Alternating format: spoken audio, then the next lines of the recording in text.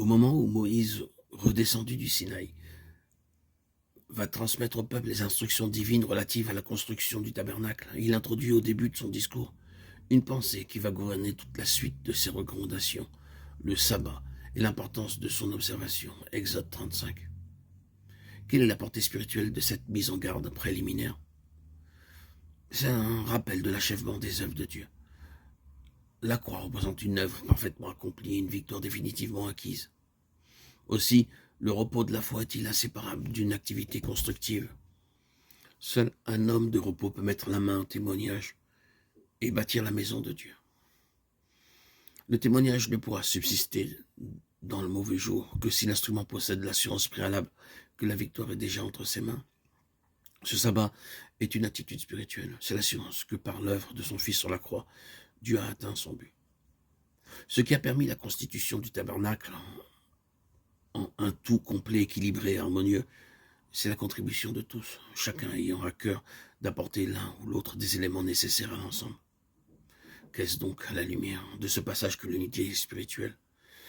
L'unité, Exode 36, 18, résulte d'une préoccupation collective de mettre ensemble les différentes caractéristiques de Christ telles qu'elles existent chez chacun de ses membres. Le contraire de l'unité est réalisé quand les membres se préoccupent des caractéristiques des uns des autres. Quand le potier veut faire un vase, il façonne son argile jusqu'à ce qu'il obtienne la forme désirée. Mais il vient un moment où, pour une raison ou pour une autre, soit qu'il rencontre dans l'argile des éléments de résistance, soit pour toute autre raison dont il demeure seul juge, il est obligé d'écraser son vase, de ramener son argile à l'état d'une masse informe et de recommencer. La même opération se répète, mais à chaque recommencement, le potier obtient un meilleur résultat et parvient plus près du but qu'il poursuit. L'histoire du vase entre les mains du potier est une histoire de brisement successif, de réduction à zéro.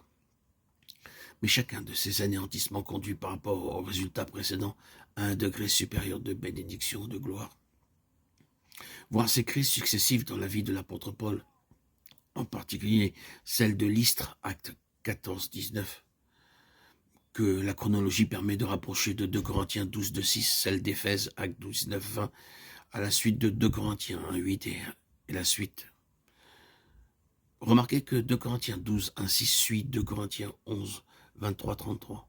Quand nous sommes submergés par l'épreuve, Dieu attend toujours un acte de notre volonté avant de nous remettre d'aplomb.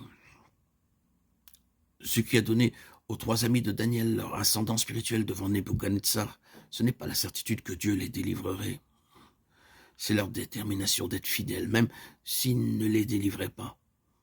Notre Dieu que nous savons peut nous délivrer de la fournaise ardente et il nous délivrera de ta main, ô roi. Sinon quoi? Sinon, nous ne céderons quand même pas. Voilà. Pour sortir d'épreuve, il n'y a rien de tel qu'une transaction claire et nette entre nous et le Seigneur. Ce n'est pas en nous lamentant et en criant pourquoi, que nous trouverons une issue. Il en est de même dans la tentation. Nous avons beau crier, Seigneur, délivre-moi de la tentation.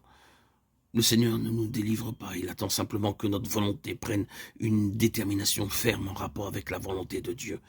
Alors, la tentation se résout d'elle-même.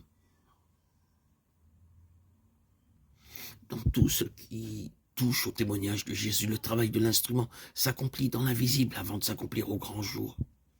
Daniel 2, 18, 23. Le résultat doit être acquis dans le domaine spirituel avant qu'aucune action extérieure puisse être couronnée de succès.